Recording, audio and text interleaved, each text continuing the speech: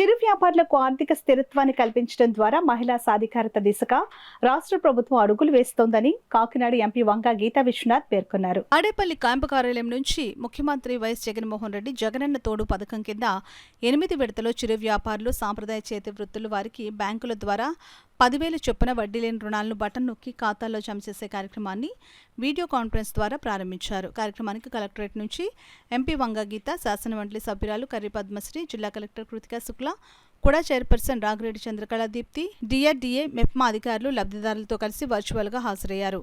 కార్యక్రమంలో జగనన్న తోడు కింద ఇప్పటికే లబ్ధి పొంది విజయవంతంగా చిరు వ్యాపారాలు నిర్వహిస్తున్న వివిధ ప్రాంతాలకు చెందిన లబ్ధిదారులు తమ ఉత్పత్తులను ప్రదర్శించారు. ముఖ్యమంత్రి బటన్ నొక్కి వడ్డీ లేని రుణాలను, వడ్డీ రాయితీ మొత్తాన్ని లబ్ధిదారుల ఖాతాల్లో జమ చేసే కార్యక్రమాన్ని ప్రారంభించిన అనంతరం ఎంపీ, ఎమ్మెల్సీ, కలెక్టర్ అధికారులతో కలిసి గ్రామీణ, పట్టణ ప్రాంతాల లబ్ధిదారులకు మెగా చెక్కులు అందజేశారు. మహిళలు ప్రదర్శించిన వస్తు ఉత్పత్తులను పరిశీలించి స్వయంగా కొనుగోలు చేశారు.